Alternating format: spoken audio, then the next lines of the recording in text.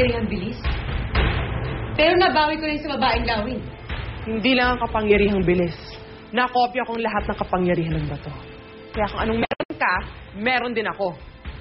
At ngayon, sisip-sipin ko ang tignan mo. Baka yun ang magbigay sa akin ng mas matagal na kabataan.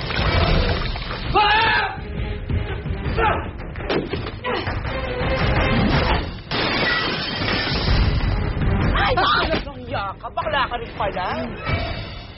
Ako pa rin ang uring. Peki ka lang. Binibigay ko sa'yo mga pera, pinagtrabahuhan ko, binibigay mo sa mga lalaki mo. Teka lang. O ano? Suko ka na? Ako? Susuko? Kaya kitang tapatan!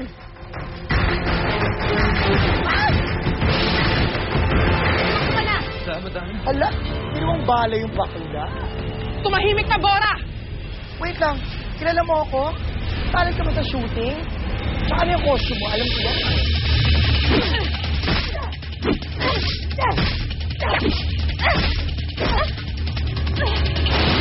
Nakupin niya nga lahat ng kapangyarihan ko.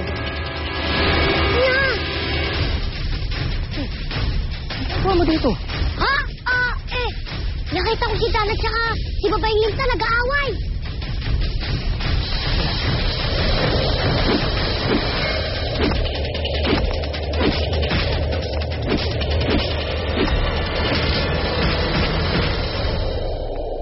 Sabi naman sa'yo hindi mo ako kayang tapatan. Kopya ka lang. Doon sila nag-aaway doon. Dito ko lang ha. Pupunta ko sila. Kailangan ni Darna tulong ko. At si Dana po nangangailangan ng tulong, ha? May angkin niya bang talaga itong isang to?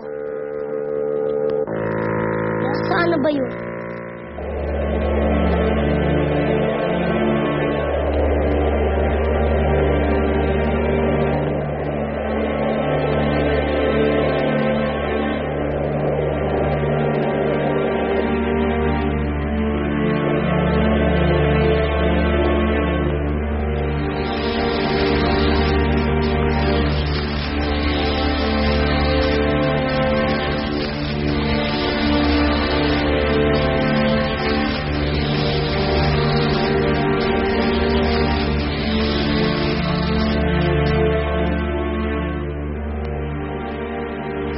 Darna, ano na nangyari? Nahulog siya tapos hindi ko na siya makita. Patay na kaya yun? Hindi ko alam, pero malamang buhay pa siya. May kapangyarihan panangga rin siya. Pero oras na dumating siya dito, hindi siya uuruhan ni Darna.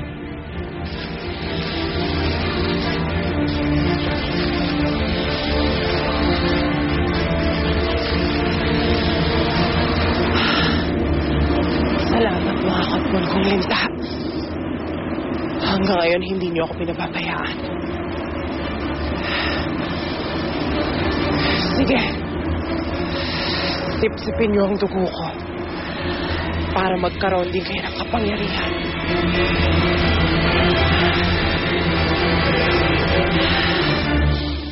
Darna, magnada ka na dali.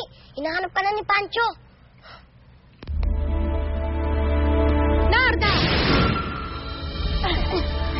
Tara na, umuwi na tayo. Hindi, makita pa natin dito si Pancho eh. Napunta sa inyo ang dugo. At ang dugo niyo sa akin. Nararamdaman ko lumalakas ako.